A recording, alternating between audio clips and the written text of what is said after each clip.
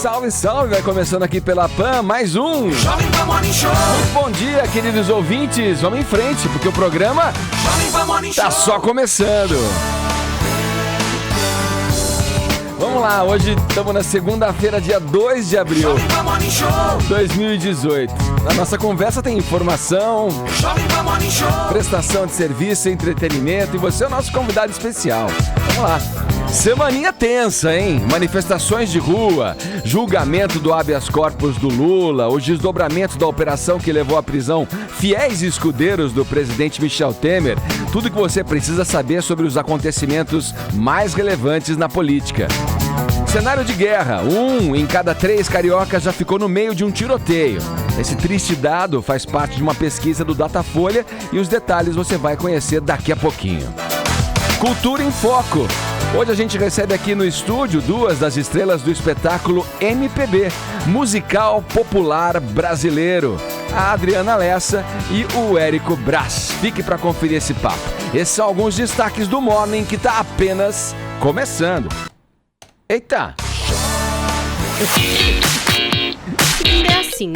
Segunda é Não assim, é muito fácil, o botão não. dá aquela emperrada, para não dizer o dedo, né? Bom dia, Paulinha. Bom dia, senhor Edgar. Qual que é a nossa hash? Que semana louca. Maluca, hein? Muita coisa vai acontecer, na verdade. Você tá preparada? Você bem disse aí nos destaques. Temos o habeas corpus do Lula, as manifestações de rua para pressionar o STF, os desdobramentos da Operação Scala e o mais importante, pelo menos na minha agenda, que é a minha arrumação da coleção de vinil, que não segue ordem alfabética, é uma coisa de agrupamento subjetivo pelo que eu gosto ou não gosto, né? Cada um com seus problemas Cada um com essa seus semana, problemas. não é, Edgar? É. Tem esses que dizem ao país alguma coisa e tem os que dizem a respeito da nossa própria vida, os nossos pequenos infernos aí pra encarar a partir de segunda-feira, não é verdade? Aqui em São Paulo o pessoal no pós-chuva, tendo que reparar a calha. Nossa, eu que o diga.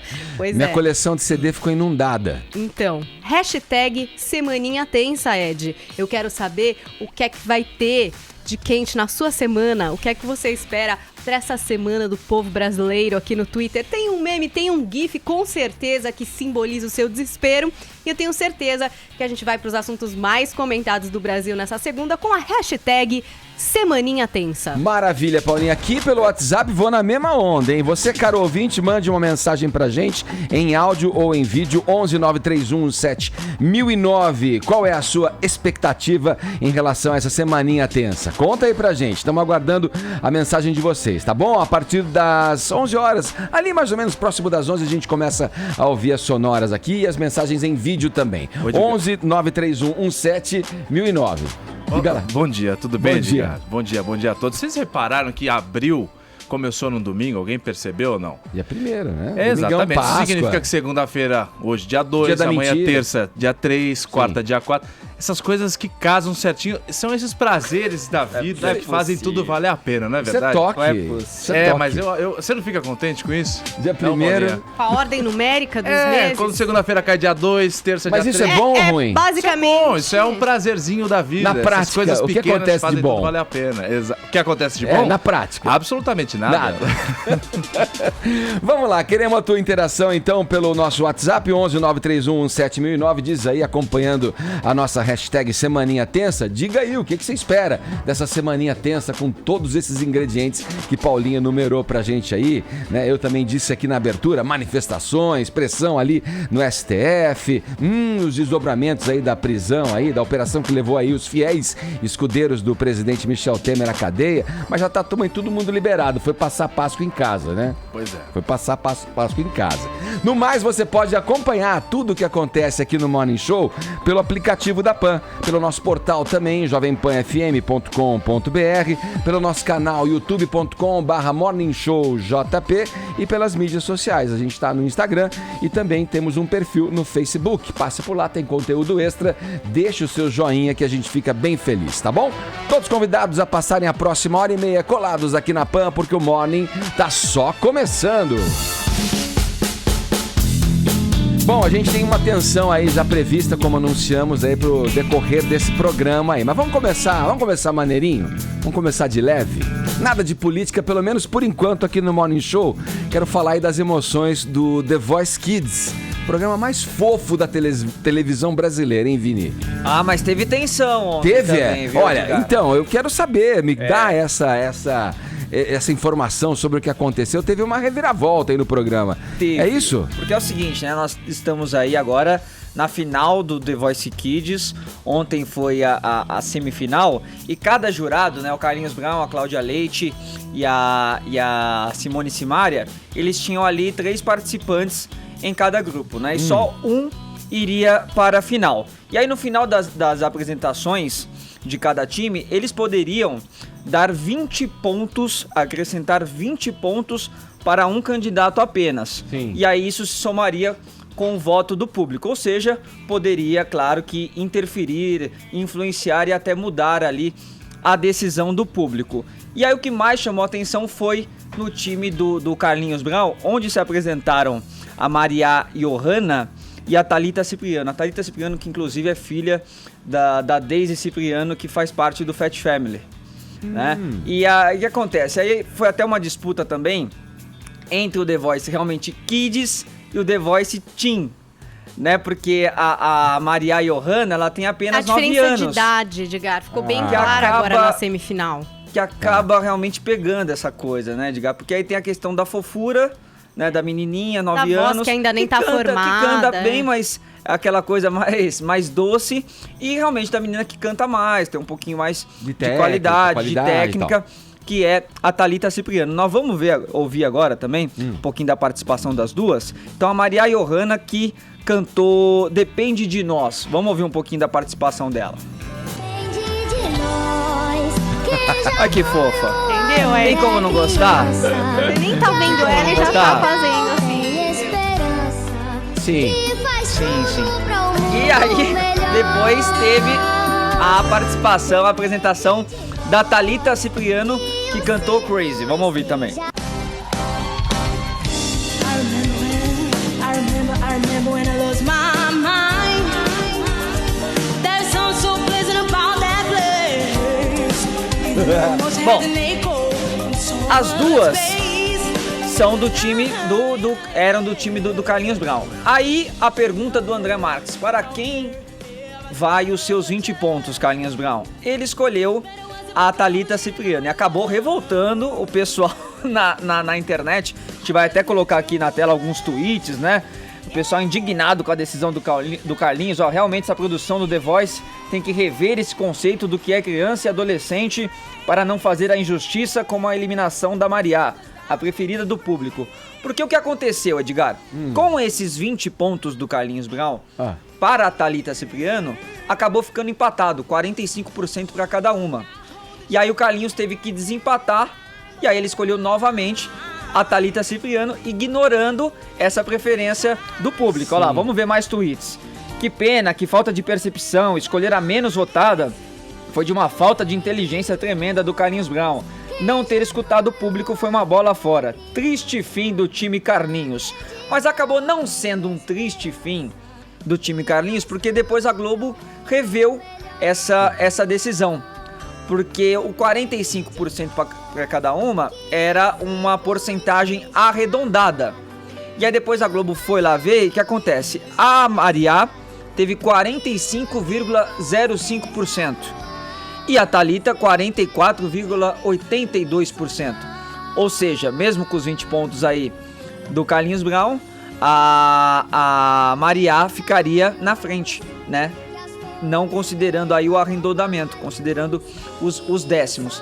E aí até também por esse clamor público aí nas redes sociais das pessoas, a Globo decidiu voltar com a Maria para a final. Portanto, Carlinhos Brown terá 2 participantes na semana que vem na final, a Maria e a Thalita Cipriano, e também a Eduarda Brasil, de 15 anos, do time Simone Simaria, e o Neto Junqueira, de 14 anos, do time Cláudia Leite, Edgar. Maria é a menininha do Depende de Nós? Maria do Essa Depende aqui, de ó, Nós. que a gente tá ouvindo Essa que a aqui gente ao tá fundo. ouvindo agora. E esse clamor, a gente tá vendo mais tweets aí, ó. Maria foi escolhida pelo público.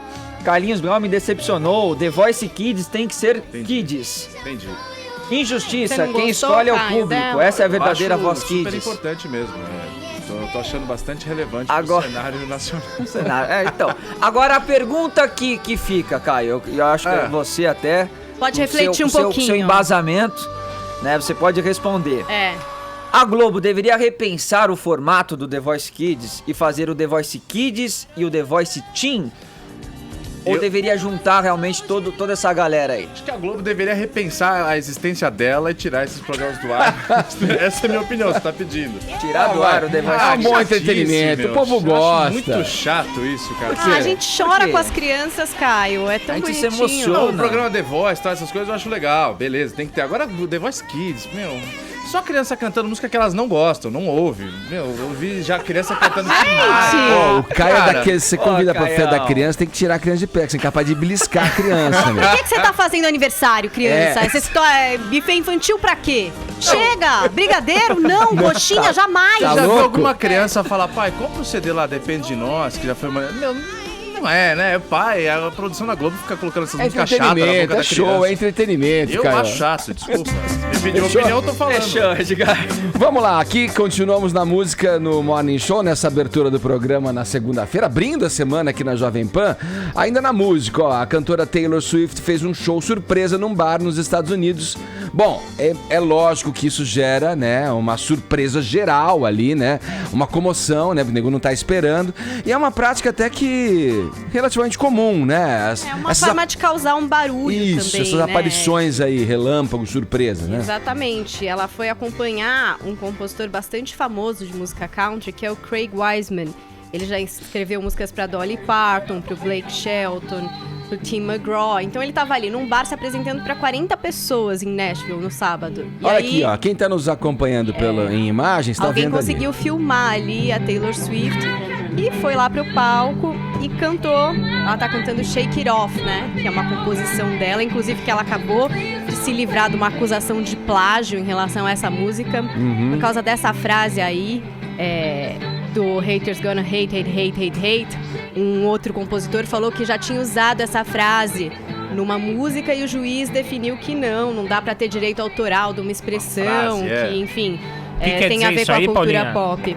Haters Era gonna uma hate? frase, the players gonna play, play, play, play, play, and the haters gonna hate, hate, hate. Os odiadores vão odiar, os Odiar, players odiar, é o odiar. cara que joga, né? O cara que namora muitas meninas ao mesmo tempo, é chamado de player. Então os jogadores continuarão jogando, e os que odeiam continuarão odiando. Você O imagina juiz- quantos artistas iam ser processados por usar a frase eu te amo, então, por exemplo?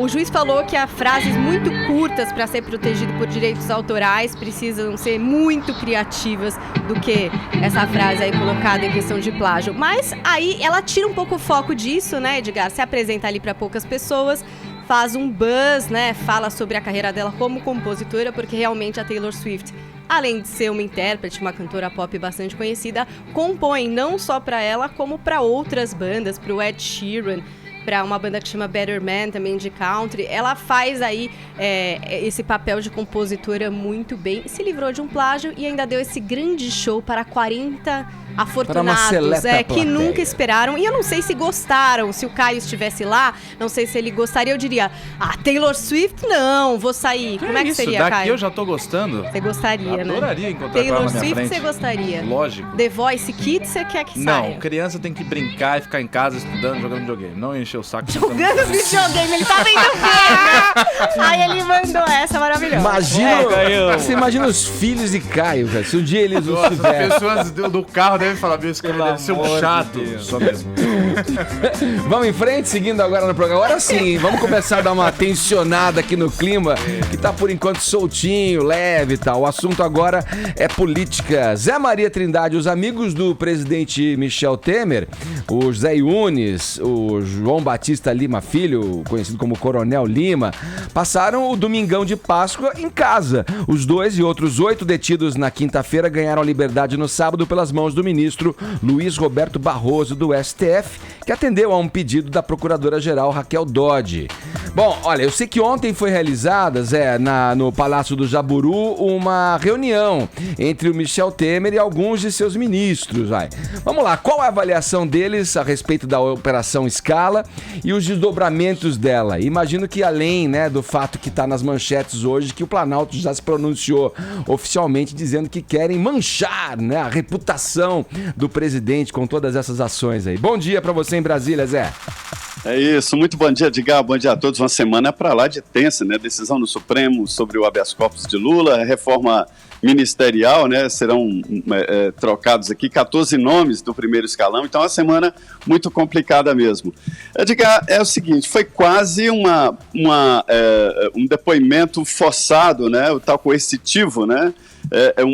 Para que os amigos e colaboradores antigos do presidente Michel Temer prestassem depoimento perante a justiça. Eles estavam fugindo. Daí a decretação da prisão dos 13. Aí a própria procuradora-geral entendeu que não havia mais sentido nas prisões e pediu o relaxamento. E o ministro do Supremo, Luiz Roberto Barroso, acabou soltando.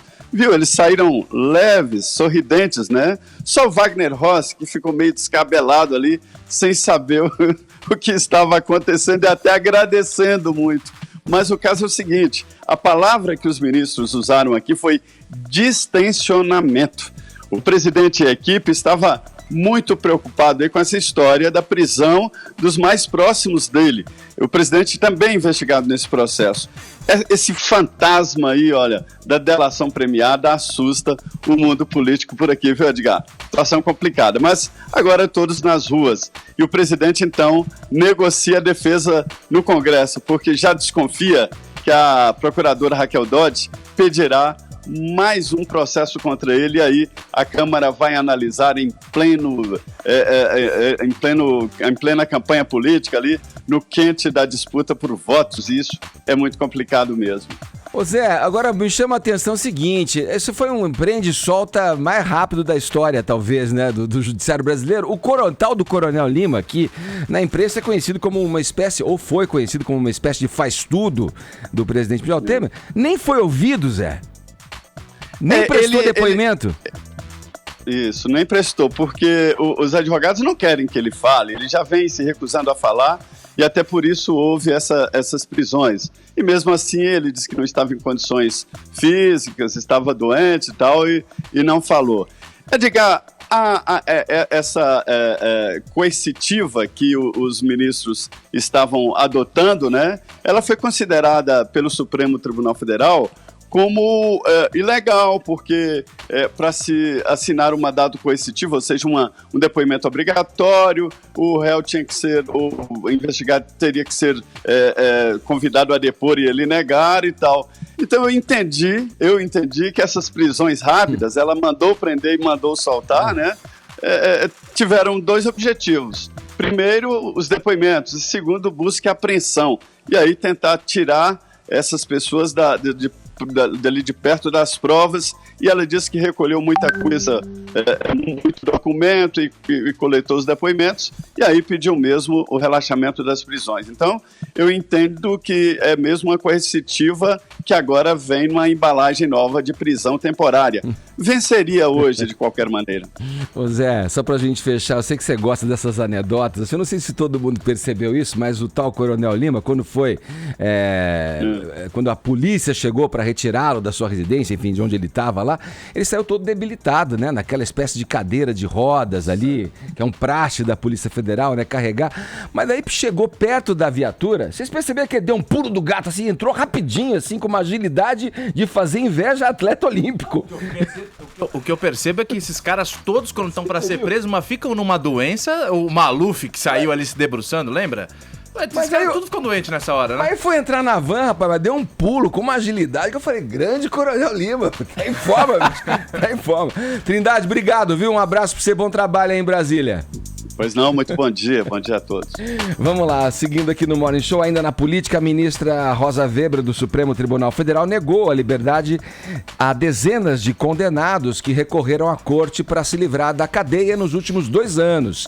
Esse levantamento, feito pela Folha de São Paulo, é mais uma má notícia para o ex-presidente Lula, Caio? Como é que você avalia? É uma má notícia para o ex-presidente Lula, mas ainda há toda uma expectativa para a votação que vai acontecer daqui 2 dias, no 4 de abril, no Supremo Tribunal Federal. A ministra Rosa Weber, para você que está com a gente com imagens pelo YouTube, está aí na tela, uma senhora muito elegante, é alvo agora de todas as atenções, desde os últimos dias, de toda a imprensa, de grande parte da população brasileira também. O pessoal que pensa um pouco, tá na expectativa em cima dela, porque presta atenção nessas palavras, que são da própria ministra Rosa Weber, que eu vou ler. Abre aspas. O princípio da colegialidade leva à observância dessa orientação, ressalvada minha compreensão pessoal a respeito. Fecha aspas. Essa frase foi colocada na maioria das decisões tomadas pela ministra Rosa Weber em relação a habeas corpus que caíram nas mãos dela para ela mesma avaliar se dava ou não a liberdade, ainda que provisória, às pessoas que recorriam a esse direito. Traduzido para o bom português, o que isso quer dizer? Olha, eu vou negar mesmo contra a minha vontade pessoal. Eu entendo, talvez, até poderia entender que você, Edgar Piccoli, por exemplo, merecia liberdade, mas de acordo com o que foi decidido aqui pelo colegiado. Dessa turma a qual eu faço parte, eu tenho que negar. Isso mostra o quê? E ainda de acordo com o que você falou agora para chamar esse assunto, um levantamento feito pelo jornal Folha de São Paulo, publicado nessa edição de segunda-feira, hoje, 2 de abril de 2018. 58 pedidos de habeas corpus caíram na mão da ministra Rosa Weber desde o último entendimento do STF sobre a possibilidade de execução de pena ou não a partir da segunda instância. Isso aconteceu em 2016, a gente vem falando, não só nós do Morning Show, mas todo mundo vem falando bastante tempo. Desde lá até agora, 58 pedidos caíram na mão dela. E na maioria desses pedidos, tipo, ministra, por favor, eu quero a liberdade e tal, julga aí. Ela vira e fala, olha, apesar de eu querer te dar liberdade, eu não posso, porque em 2016 meus colegas entenderam que não. Desses 58, 57 foram negados. Apenas um caso, a ministra Rosa Weber, mesmo com o entendimento de 2016, canetou o seguinte: não, essa pessoa pode ir embora para casa. Foi o caso de uma mulher que foi pega roubando alimentos em uma igreja aqui no interior de São Paulo. E aí, diante da irrelevância do caso, era um valor muito pequeno, pouco mais de R$150 em alimentos, e também a mulher está assaltando uma igreja, a Rosa Weber liberou. Vamos ouvir a sonora, as próprias palavras da própria ministra Rosa Weber. Tem aí, Bruno, um vídeo da Rosa Weber? Quando ela falou em 2011, só um pouquinho, Bruno. Em 2011 ela foi sabatinada. Os outros ministros, para aceitarem ela no Supremo Tribunal Federal, perguntaram... Senadores, foi no Senado, não? Foi no Senado? Isso, no Obrigado Senado. pela correção. Sabatina no Senado Federal. Obrigado pela correção, Arcon. Os senadores, então, portanto, sabatinaram a Rosa Weber falando várias perguntas. Vamos ver se a gente aceita ela ou não. E aí uma das perguntas era, o que a senhora entende sobre execução de pena? Não, mas olha só, ela foi sabatinada em 2011, como todos os indicados pelos presidentes da República são ao serem indicados para o Supremo. Aí é um julgamento dentro do Supremo Tribunal Federal em que ela manifestou posição contrária à posição manifestada lá em 2011 na sabatina. Então isso foi de 2016. Em que ela se mostrou simpática à tese de que sim, pode prender um réu condenado após decisão em segunda instância. Mudou o entendimento. Mudou o entendimento. Tá, então vamos ouvir. O Arcon tá bem afiado porque foi até um material que ele me indicou e ele deixou pronto hoje no Jornal da Manhã, também já se tratou desse assunto. Vamos ouvir as palavras da própria Rosa Weber. A mim, senhora presidente, causa enorme dificuldade ultrapassar barreiras temporais e partir para soluções que envolvam a privação da liberdade, ou seja, a retirada do tempo dos indivíduos, sem que pelo menos tenhamos, dentro do que o nosso sistema processual penal assegura, uma decisão transitada em julgado. Bom, O que isso significa nesse momento e o que isso tem a ver com o Lula? Para concluir todo esse pensamento. A ministra Rosa Weber, pessoalmente, ela é uma fiel escudeira daquele pensamento da presunção da inocência. Ou seja, até que se prove o contrário, todo mundo é inocente. Até transitado julgado até a última instância. Transitar em julgado no jurídico quer dizer, olha, não tem mais recurso, acabou. Ela acredita que a pessoa tem que ser mantida em liberdade. Porém, em 2016, os ministros do STF votaram de que, depois de julgado em segunda instância, a pessoa já pode ser presa. Contra a vontade da ministra Rosa Weber, ela vem votando de acordo com o entendimento do STF. E esse levantamento da Folha de São Paulo mostrou que, dos 58 casos que caíram para ela analisar, 57 ela votou contra a vontade pessoal e de acordo com o entendimento de 2016. Por que isso tem a ver com o Lula? Eu estaria preocupado se dia 4 de abril o meu pedido de habeas corpus estivesse no plenário do Supremo Tribunal Federal, sabendo que a gente tem uma possibilidade de 5-5, são 11 ministros. Quem vai ser o fiel da balança nesse momento? Quem é que está talvez ainda numa incógnita? É a própria ministra Rosa Weber. Então, o que tem a ver com o Lula está nas mãos de uma mulher que tem votado, mesmo contra a vontade pessoal, de acordo com o entendimento de 2016. Nessa linha de raciocínio, Lula vai ter o habeas corpus negado. Agora 10 horas 28 minutos, horário de Brasília. Jovem Pan Morning Show. Vamos juntos fazer a diferença. Partiu pra cima. Roberto Janete da Fonseca, economista, empresário, presidente da Caduna Consultoria. O país que nós desejamos e que merecemos teria que ser um país mais justo, com desenvolvimento potencial, com estabilidade. Então nós temos muito a trabalhar. Cada um de nós tem que fazer a sua parte. Começando pela eleição de 2018, votando no governo reformista, com compromissos sérios no programa econômico racional que possibilite o crescimento do nosso país a longo e médio prazo. 2018, um ano para transformar. Vem ser Jovem Pan, partiu pra cima. Meus caros ouvintes, vamos lá fazer um exercício aqui, uma situação hipotética, vai, um exercício de imaginação. Agora eu proponho para vocês, ouvintes do Morning Show. Imaginem só uma filial brasileira de uma empresa multinacional prestes a receber em sua sede a visita dos investidores estrangeiros. Bom, tem que preparar alguma coisa pros gringos, né? Tem que entreter os caras. Impressionar os caras, na verdade. Que tal recepcioná-los com um grande musical mostrando o que o Brasil tem de melhor?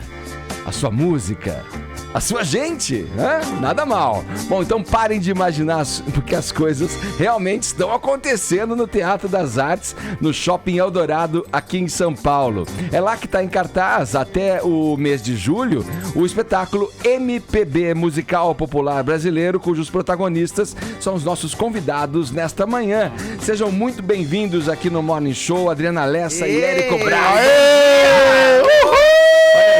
Olha que gente animada. Isso aí, Good vibration. Olha que gente animada. meu irmão, isso aqui eu ainda tô com resquício do espetáculo de ontem, que foi maravilhoso, meu compadre. Olha só, vou começar então com uma provocação, né? A situação do Brasil tá complicadaça, né? Não tá fácil pra ninguém, né?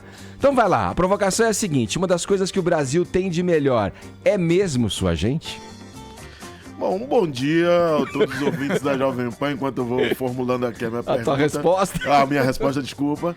Cara, nós temos diversas coisas extremamente boas, mas que ultimamente, quando eu falo ultimamente, eu falo nos últimos anos, têm sido abandonadas, destruídas por determinados conceitos e preconceitos, conceitos pré-estabelecidos, que não deixam aflorar, muitas vezes matam coisas boas do nosso país.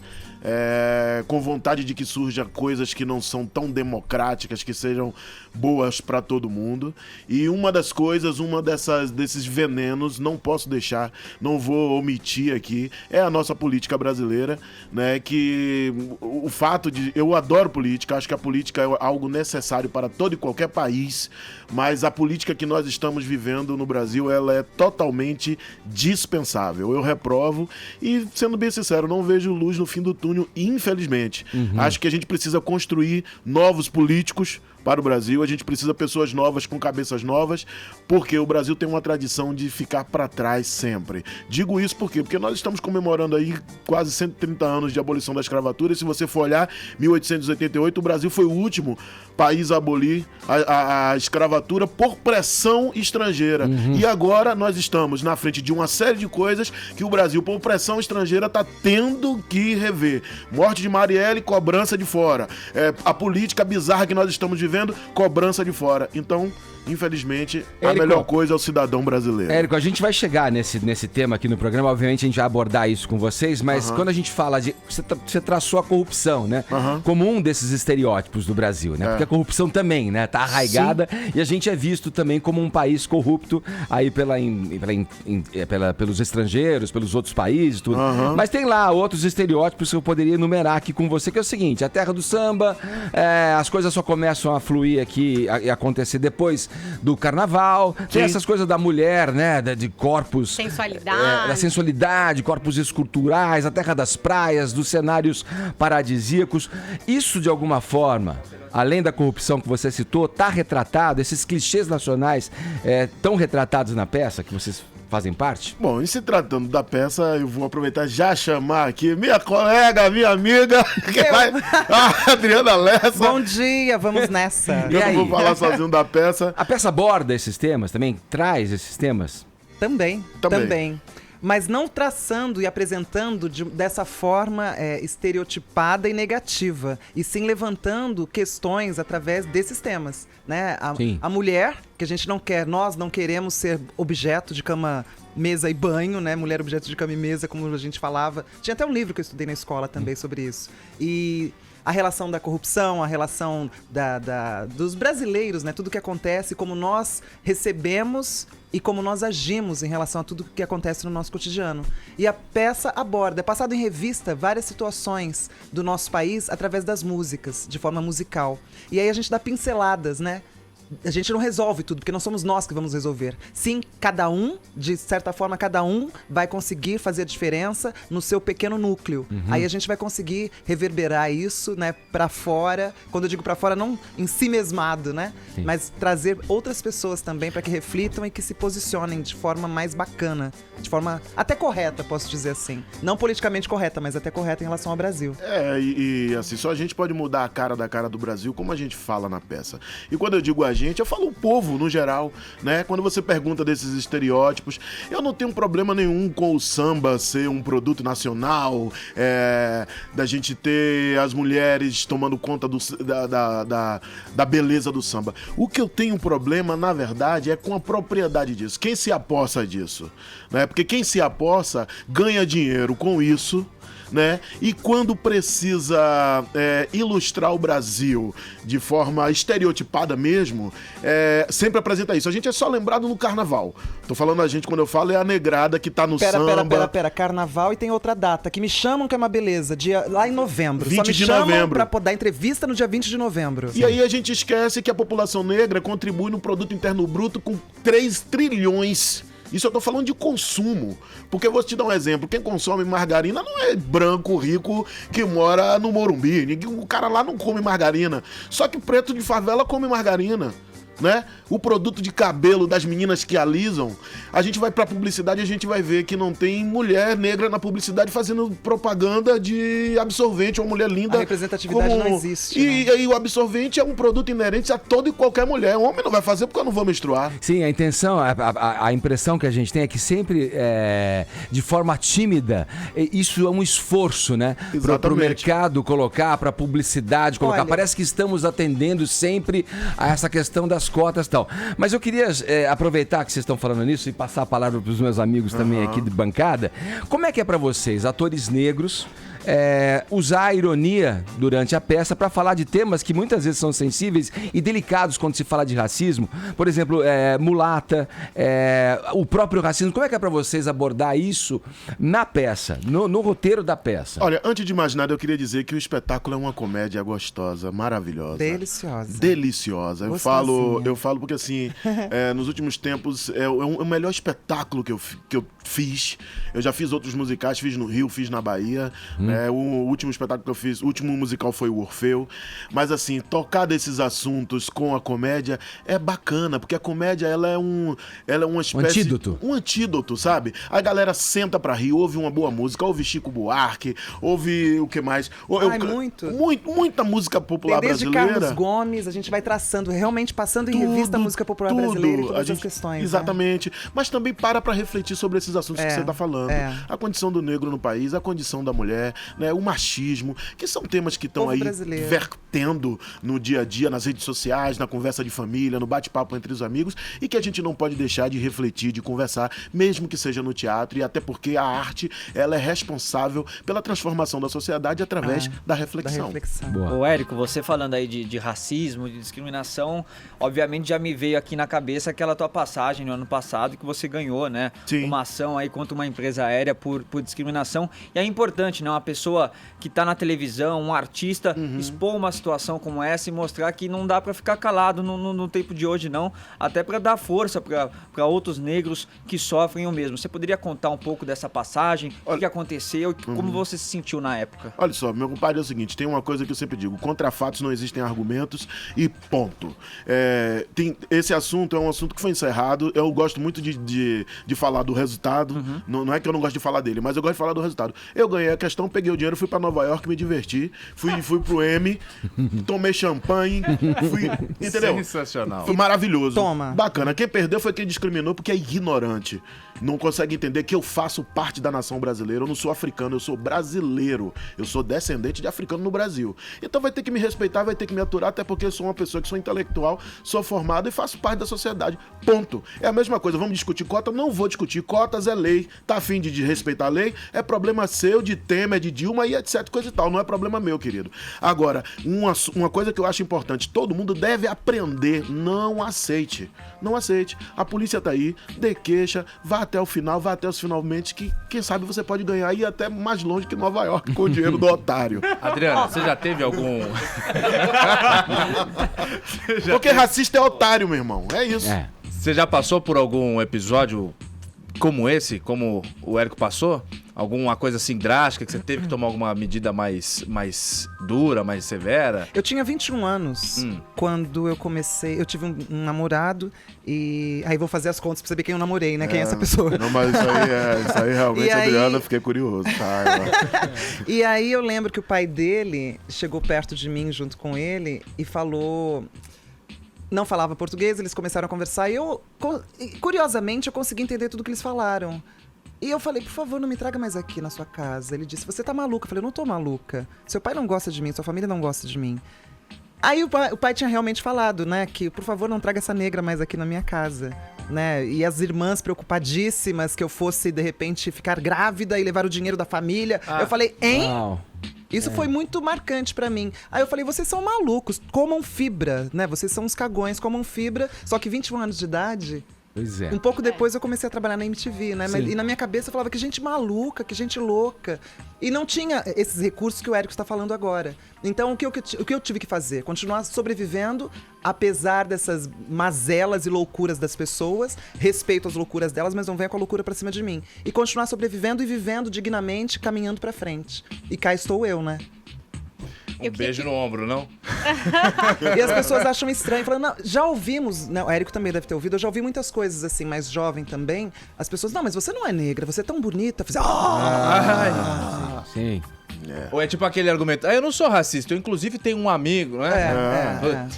Vocês falaram já do mercado de publicidade, desse preconceito que muitos encontram no dia a dia. Eu queria saber como que vocês enxergam isso na televisão. Vocês que já tiveram e têm muitas oportunidades de papéis legais na televisão, no cinema, né, também. Você como apresentadora, que também é um outro ramo, como que vocês enxergam a oportunidade na TV, principalmente na TV aberta? A desigualdade racial atrapalha a economia nacional. Isso é um fato também, né? E... Como é que eu falo? Porque, assim, tem colegas que a gente, né... Fica delicado. A gente. Não, mas Ajude-me. tem uma coisa que é o seguinte: eu acho que a gente ainda precisa avançar muito. A gente vive num país racista que não quer se considerar racista. Isso é um grande problema. Não é um grande problema. Como a Adriana falou, isso atrapalha a economia, atrapalha uma série de coisas no nosso país.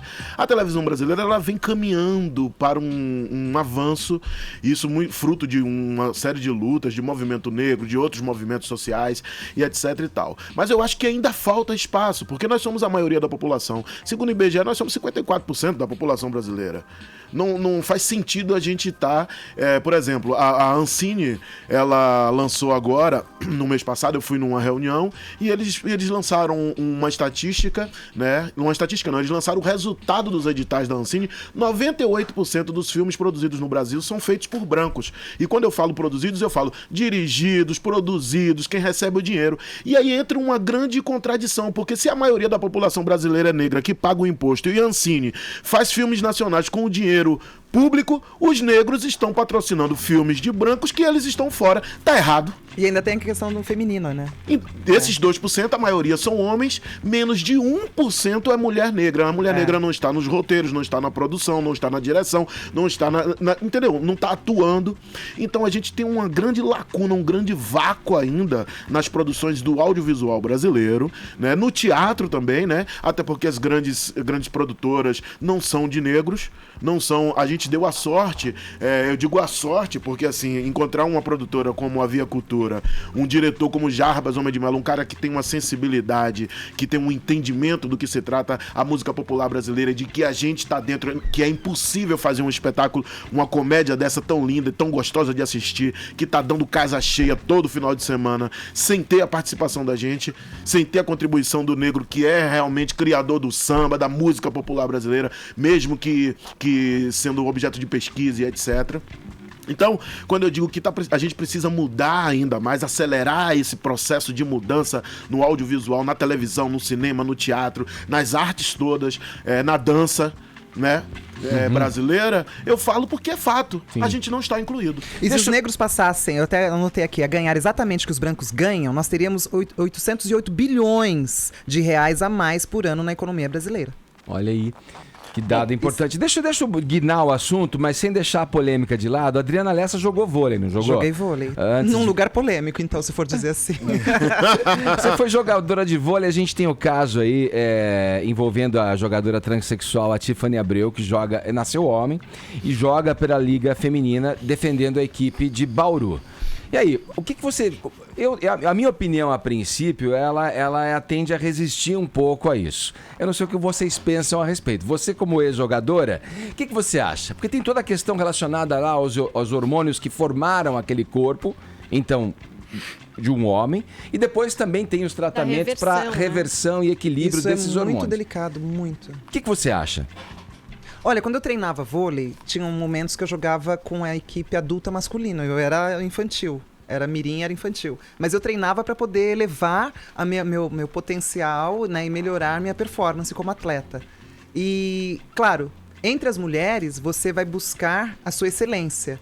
Quando você tem uma pessoa que também já nasceu homem, você tem uma explosão muscular diferenciada. Sim. Né? Não tem como negar isso. No entanto, tem todo esse trabalho que está sendo feito, né, em relação aos hormônios e tudo, que isso também mexe demais com a própria estrutura da pessoa, a estrutura física. E tem também uma estrutura psicológica, né? Sim. Mas aí como faz? Como faz? Ela é mulher, ela é homem, eu quero entender com vocês. Assim como a gente fala de Pablo, né? Sim. Que Pablo? Picasso? Qual Pablo? Pablo Vittar é o Pablo, né? O Pablo. É então, Pablo. Mas aí tá entendendo? E aí? Ele. Mas Pablo é drag, ele só se monta pra se apresentar. Então, que a gente ele é um tá homem. numa Então, mas aí situação muitas diferente, pessoas falam a Pablo. E ele ou ela, ele falou que ele não se importa. Pablo, ele disse que pode falar como você... Porque até não quis trocar o nome, né? Poderia se apresentar como Pablo Vittar, sei lá, mas optou por permanecer com o próprio nome. Eu lembro que na época das Olimpíadas, foi isso? Teve uma atleta, eu esqueci o nome dela, me desculpem, uma atleta americana negra da equipe de ginástica olímpica. E aí as pessoas começaram a levantar também uma questão que a explosão muscular de uma pessoa negra, olha que interessante, vai muito além Né? Tanto que a gente faz o tiro de 100 metros rasos, tudo que é explosão, né, é muito importante e interessante na população negra. No entanto, tem os fundistas também, que são negros. Só que a explosão muscular é bem diferenciada de uma mulher branca. E aí começaram a levantar uma questão polêmica também, que as mulheres negras não poderiam competir na ginástica olímpica. Que é uma pira, seria doping racial. Mas você viu isso acontecer também. Eu acho que tem médicos nas federações que devem entender mais que a gente para saber do técnica... controle disso, quanto pode ou não ser parecido ou igual. Mas você também, a princípio, você não concorda, então, com a Tiffany jogando na Liga Feminina. Você acha que... Eu acho interessante. Eu acho interessante. Concordar ou não, ela está jogando. Ela está jogando. Sim. E isso traz à tona, né, o que a gente está fazendo agora também, né? Quantos preconceitos temos nós? Quantos conceitos não temos? Né? Isso é importante. Bom, vamos tocar adiante aqui. Vamos parar tudo agora. Parem as máquinas. Vamos ouvir um popstar agora no Morning Show. Sabes que já llevo rato mirando-te. Luiz Fonsi. Olha, ele é você que canta? Mas claro. É o Luiz Fonsi? É o Luiz Fonsi. Ai, tá brincando? É que eu tô vendo lá e a música... É o Despacito? Sou eu, né, meu compadre? Fazer o quê? Tem que ser devagarinho, bem despacito. Um astro. O Luiz Fonsi é o Despacito? Foi 10 horas depois. Não, esse aí que nós estamos ouvindo parece realmente o Luiz Fonsi, mas é o Érico Braz no Popstar, né? Programa que ele participou no ano passado. Ô, Érico, como que foi essa experiência, né? Porque foi uma novidade da Globo ali, né? Artistas da própria casa se expondo, fazendo algo que não é assim, ali a sua função principal, né? Alguns atores ali, apresentadores, e tendo que cantar. E aí, no começo, começou a rolar aquelas críticas também, pô, esse cara aí não canta nada e tal, mas você se entregava, você se jogava no programa e era o mais audacioso, né, na escolha do repertório aí. Ele se joga sempre. Rapaz, primeira coisa, eu não tenho medo de nada. Eu não tenho medo de nada. E a gente tem um problema sério no Brasil com o artista brasileiro, porque a gente diz que o cara que é cantor não pode ser ator, o cara que é ator não pode ser bailarino. Isso é um pensamento retrógrado brasileiro em relação aos artistas. Haja visto o próprio Ministério da Cultura, que vira e mexe é ameaçado, mas em se tratando, no caso do artista brasileiro, eu acho que a gente tem que fazer tudo, cara. A gente tem o exemplo dos artistas norte-americanos, que você vê um cara com 18, 19 anos, você vê agora, por exemplo, o Black Panthers. O cara que produziu foi um cara que foi o Xandrick, ele foi patrocinado pelo próprio Denzel Washington, que bancou os estudos do cara. O cara canta, o cara é um grande produtor, produziu o maior filme agora dos últimos tempos com a bilheteria estourada. Então eu acho sempre uma bobagem da gente. E outra coisa, prestar atenção para quem a rede social é super importante, mas se eu for parar pra olhar isso, eu não vou conseguir nem fazer mais nada, né? Mais nada, né? Então o Popstar foi um dos melhores programas do ano passado da televisão brasileira. Obviamente você canta também, né? Canto. No teu musical? Tô no musical. A Adriana canta, a galera toda canta, é um negócio bem gostoso. A gente canta, como eu já falei, canta música popular brasileira de diversos autores e cantores. E a gente tem um corpo de baile que é maravilhoso, que acompanha junto com a gente, né? E o Popstar foi uma das melhores coisas que aconteceu pra mim no ano passado, cara. Acho que a Globo acertou em mais um programa. E assim, a gente se arriscou mesmo, porque era algo novo que tava entrando na grade. E a gente experimentando a cada semana. Deu certo aqui, deu certo ali. E o programa foi só dando certo. Tanto que a gente conseguiu segurar a maioria do elenco até a semifinal do programa, né? Eu disputei até a semifinal e na final eu voltei pra cantar como convidado especial, porque fui muito bem durante o programa todo. E isso só melhorou pra mim na minha carreira, até porque depois eu vim pro musical, aí fui chamado pra fazer mais 2 musicais, escolhi fazer o MPB, porque eu queria muito falar da música popular brasileira. E fui sortudo em colar junto com a Adriana, com o Jarbas, com todo mundo que tá no Adriana nosso deu musical. uma geral aí, falou que vem de Carlos Gomes ali, passa por Chico Buarque, mas dá uma detalhada, o que mais que tem no musical? São 40, atualmente tem Gil, são 44 tem Caetano, músicas, tem Tom Jobim, Eduardo Duzec, todos, Cascatinha em Ana, tem até hora, aqui, ó. Eu verso uma hora o próprio Bezerra da Silva, quando eu vou entrando, né? Eu acho que tem uma galera mesmo, muita gente. Chico Buarque, Tapajós. Que dá mais grana, teatro ou a Rede Glóbulo de televisão? O Lúcio Mauro Filho, nesse microfone que você tá, Érico, aqui no programa, não, foi no Pânico, que é o mesmo estúdio. Ele falou assim, ninguém fica rico fazendo Globo, mas as pessoas têm a impressão de que quem tá na Globo vira bilionário. Depende da posição que você está. Verdade secreta. Como é que você tem na vida, né? O figurante da Malhação ou então o protagonista da novela? Isso é muito relativo, brother. É muito relativo porque eu não vou chegar aqui e vou dizer que eu ganho a mesma coisa que a Fernanda Montenegro, porque eu não sou maluco, né? Ainda mais porque eu tô começando, eu tenho muita coisa pra fazer ainda e muitos objetivos e coisas que eu vou conseguir fazer, com certeza, porque eu acredito muito no que eu posso fazer. Mas eu acho que o grande barato é fazer... Eu gosto de trabalhar, gosto de fazer tudo, sabe? Teatro, televisão, cinema.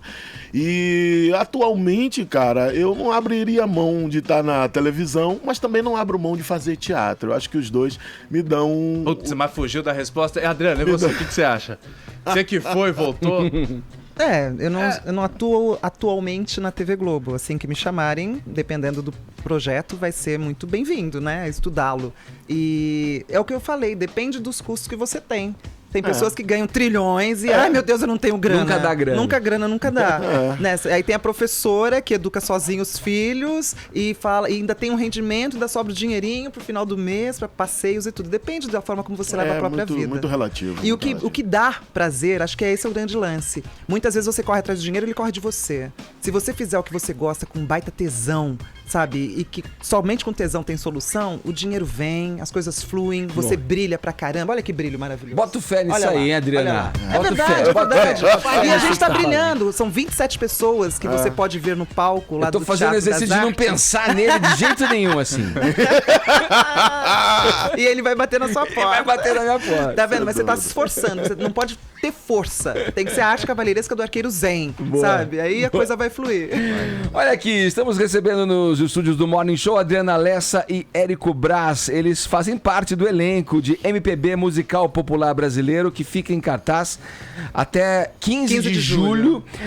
Sempre de quinta a domingo, quinta e sábado às 21 horas, às sextas-feiras às 21h30 e aos domingos às 20 horas no Teatro das Artes do Shopping Eldorado. Rapidamente pra gente finalizar, projetos pra televisão, alguma coisa que vocês têm aí na frente pra fazer, já algum trabalho que vocês querem dividir com a gente?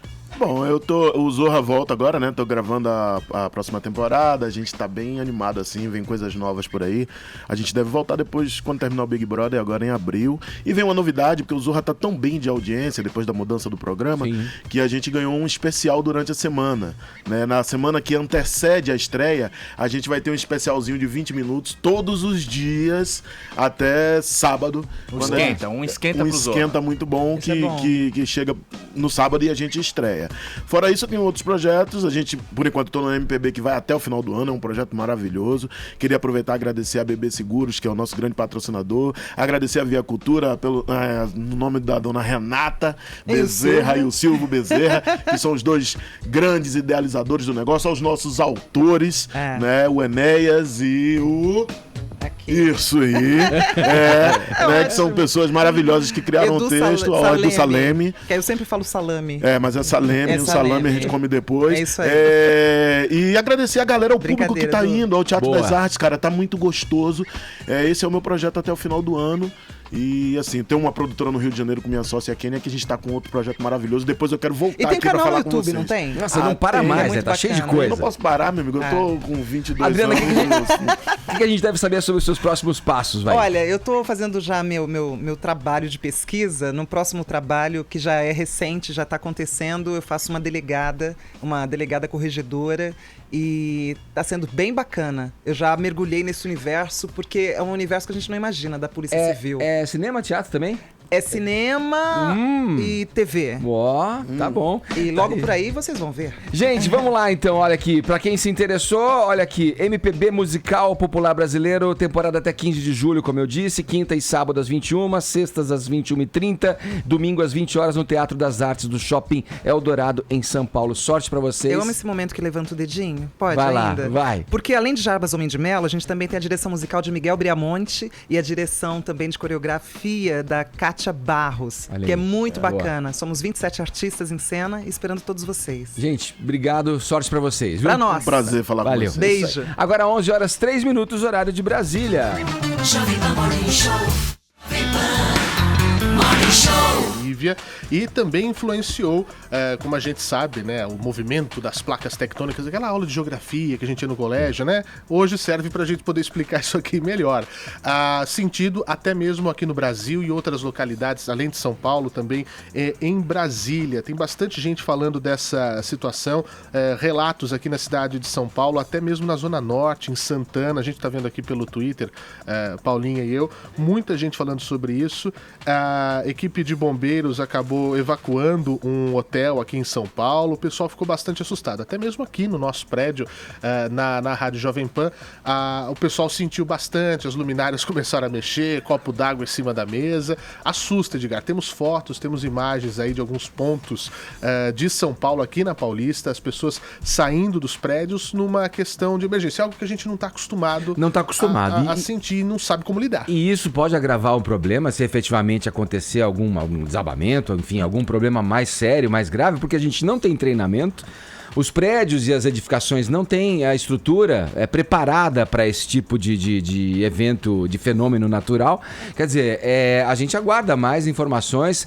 Aqui no estúdio, a gente, quando aconteceu, a gente estava em plena entrevista aqui com a Adriana Lessa e o Érico Braz. Acho que foi às 10h14, foi um pouquinho foi um pouco antes. Tava no início do programa. Nós não pudemos sentir nada aqui no prédio, mas vários prédios da Avenida Paulista foram evacuados. Exatamente. Agora sai aqui na província de Chuquisaca, na Bolívia, 6,8 graus, é de um perfil Emergência 24, que trata sobre questões de emergência, de abalos sísmicos, a 550 quilômetros da costa. Seria a primeira informação que chega até aqui, né? Então, a gente fica atento, tem rádios na Colômbia dizendo isso, mas a questão é essa, 6,8 graus, a informação já confirmada. Bolívia é o ponto principal. Rádios de toda a América Latina já estão dando isso agora, e também São Paulo e Brasília sentindo isso. Tem pessoas aí que já evacuando prédios também na capital federal. O prédio da Infraero, parece que também ali em algum ministério, se não me engano, da Justiça, também foi sentido um monte de gente para fora. A gente não sabe lidar direito com esse negócio de terremoto, só né? Só porque a gente anunciou no começo do programa semaninha tensa, ainda mais com esse terremoto que atinge aqui de alguma forma, em algum grau, o território brasileiro. Porque como foi de um nível bastante elevado por lá, a gente sente, né, os ecos, digamos assim, dessa vibração, né? Mas aqui, felizmente, são esses reflexos, nada de mais grave, a gente não tem informações ainda de nada mais grave, tomara que também nada grave na Bolívia, né? Eu espero que você não tenha que relatar algo no Ligado na Cidade. O seu terremoto é o meu terremoto. Que daqui a pouco entra no ar aqui pela Jovem Pan após o Morning Show. Obrigado, Fernando. Valeu. Um abraço pra você. Vamos lá. Paulinha, como é que tá a nossa hashtag aí? Semaninha tensa. Olha, Edgar. E com terremoto. É com muito prazer que anuncio que estamos entre os assuntos mais comentados. Tem alguns tweets aí separados. O Bruno pode colocar pra gente no telão comentários dos nossos ouvintes, Bruno. Acho que o terremoto derrubou. Terremoto realmente derrubou. Tweets. Mas tem muita gente colocando aqui como é que a semana tá ou não tá difícil.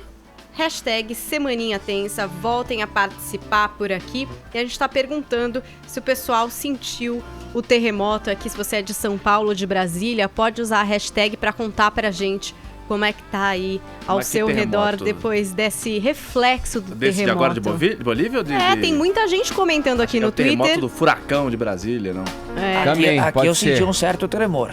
Sentiu o negócio? Uma certa estabilidade. A placa tectônica aí embaixo do senhor tá abalada. Tá perigosa. Seguindo, a gente perguntou para os ouvintes também qual é a expectativa deles em relação a essa semana, na qual o Supremo julgará o habeas corpus do ex-presidente Lula. Paulinha vai organizar a sua coleção de vinil, como já avisou aqui pra gente no Morning Show, no início do programa, e por aí vai. Mas vamos lá, o que será que as pessoas, o que será que os ouvintes do Morning Show estão dizendo pra gente a respeito dessa semana tensa, hein? Qual é a expectativa deles com relação à semaninha que promete? Bom dia, Morning Show. Meu nome é Valéria, eu sou de São Paulo e o que eu espero para essa semana, eu espero justiça. O Brasil clama por justiça. Eu espero que os nossos ministros do STF coloquem a mão na consciência, que eles não podem ficar contra o povo, eles estão aí por nós. Então, é uma semana decisiva. Hashtag partiu pra cima. Bom dia. Para essa semana, pensa, eu espero que o Supremo seja justo, faça justiça de verdade e derrube esse habeas corpus do Lula e mande ele para a cadeia.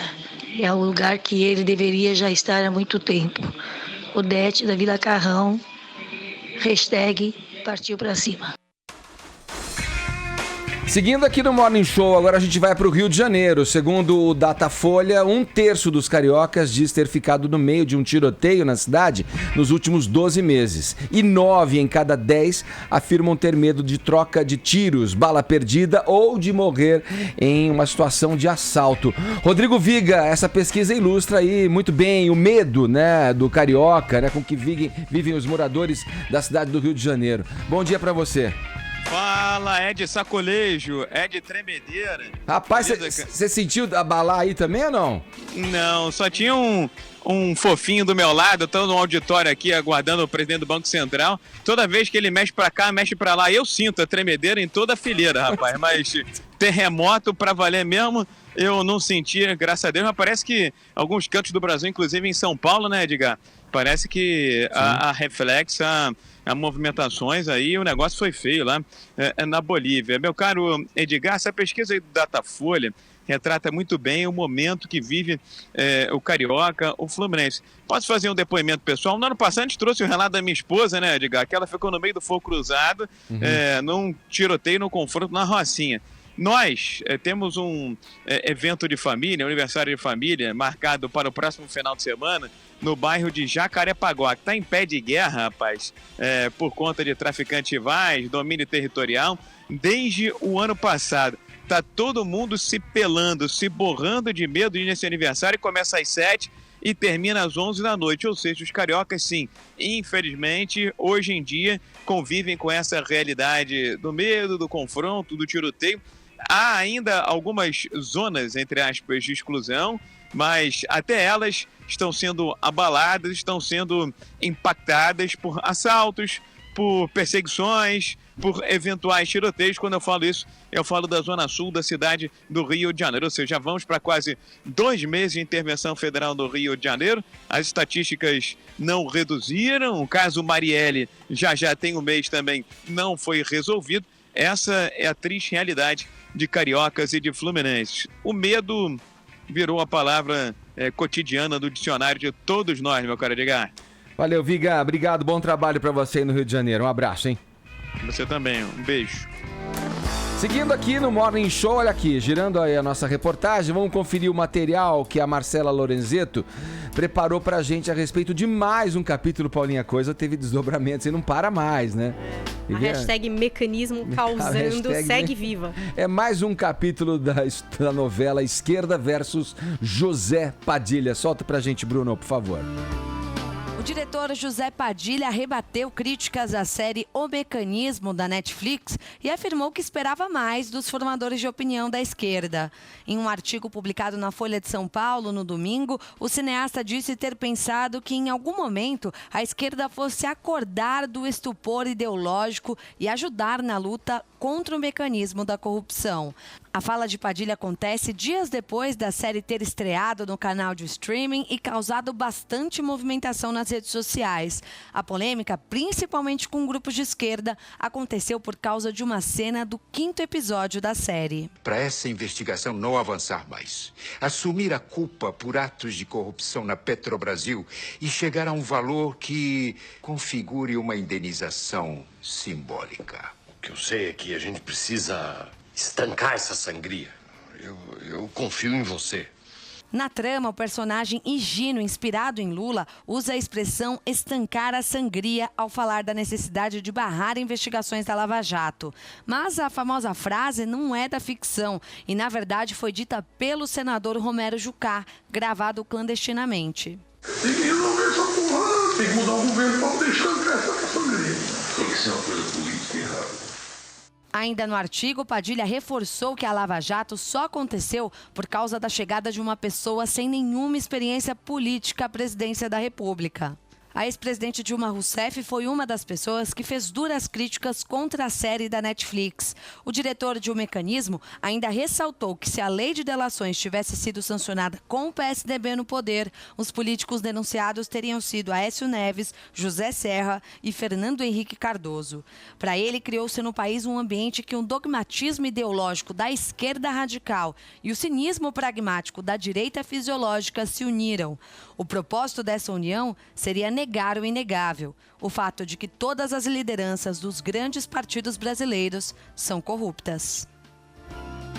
Vamos lá, Paulinha. Ah, e tem mais coisa também, né? O Padilha também falou pra coluna da Sônia Raci e aí comentou o linchamento virtual, se deixou ou não ele incomodado. Ele disse que não.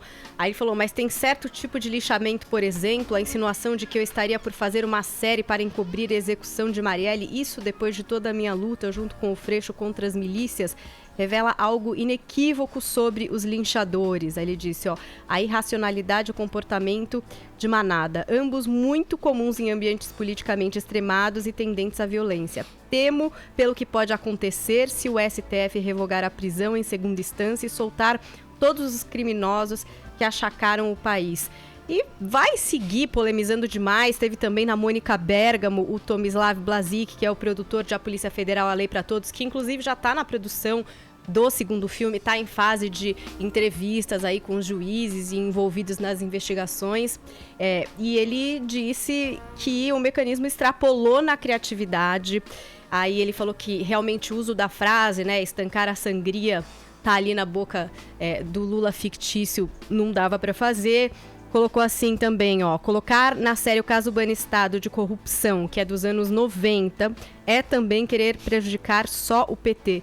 Não é baseado em uma história real, ou seja, o produtor desse filme, que também trata da Lava Jato, bateu nessa produção Netflix dirigida pelo Padilha e avisou que nessa parte 2 do filme vai sobrar para todo mundo. Ele falou o seguinte, que o PT é corrupto como os demais partidos. No próximo filme será um salve-se quem puder. E o José Padilha já se prepara para uma nova polêmica. Tem um próximo filme dele, com lançamento agora dia 19, né? 7 dias em Entebbe, e que trata de uma situação que aconteceu no aeroporto de Uganda, bem naquela época do Idi Amin, aquele ditador que a gente conheceu num outro filme chamado O Último Rei da Escócia.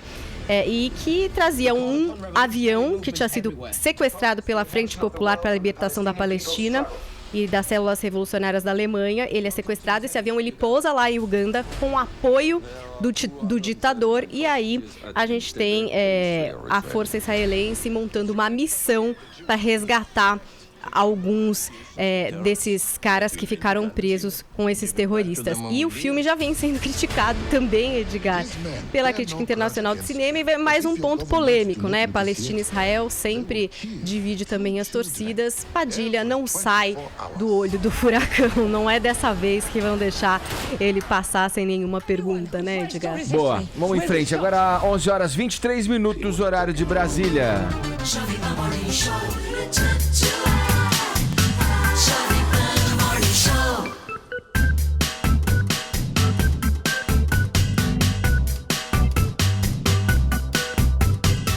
Você tá no Morning Show, a gente vai na reta final aqui do programa dessa segunda-feira agora para falar da periférica da música, pra dizer assim, pra ser mais exato. Preferíamos estar falando da música de fato, mas eu tenho que tocar esse clássico aqui, antes pra gente introduzir esse assunto.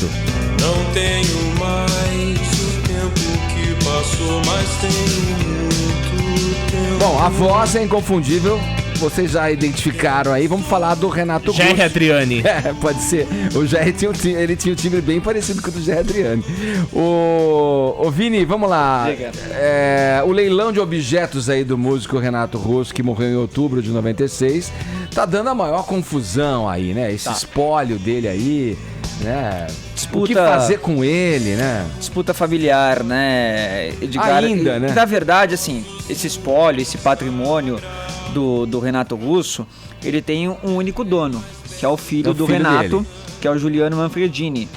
E o Juliano anunciou que vai leiloar aí vários objetos pertencentes ao Renato Russo, né, que pertenceram aí ao pai, no próximo sábado, para ajudar aí o retiro dos artistas no Rio de Janeiro. Então, entre as peças estão CD, LPs, vídeos, livros, muitos itens roupas. que estão na exposição, né? Então, aí Ou que não? tá gerando uma certa dúvida, né? Porque o que acontece? A irmã do Renato, a Carmen Teresa Manfredini, divulgou uma carta aberta, uma carta chamada Desalento, onde ela revela aí uma tristeza profunda por essa decisão aí do filho do Renato Russo, né? Ela diz que é um material que foi guardado com muito carinho por ela, pela mãe dela também, desde a morte do Renato em 1996, e que agora ela tá achando, né, tá com receio de que todo esse acervo fique separado, espalhado,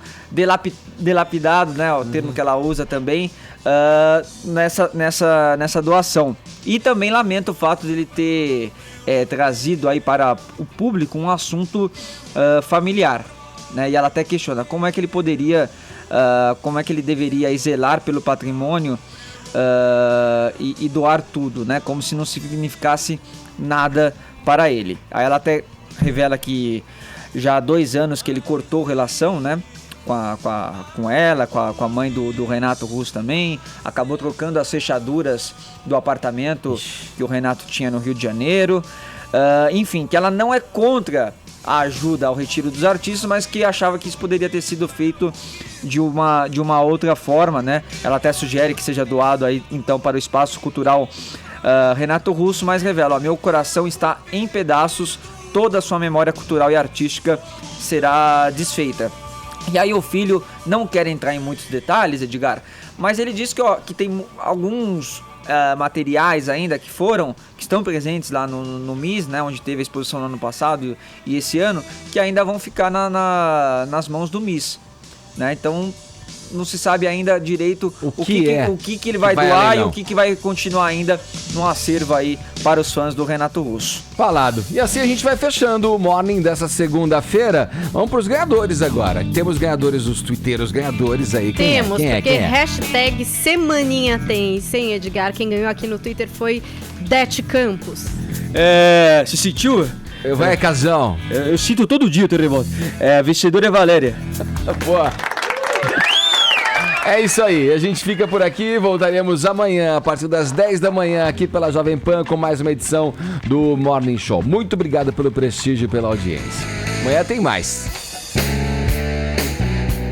Jovem Pan Morning Show.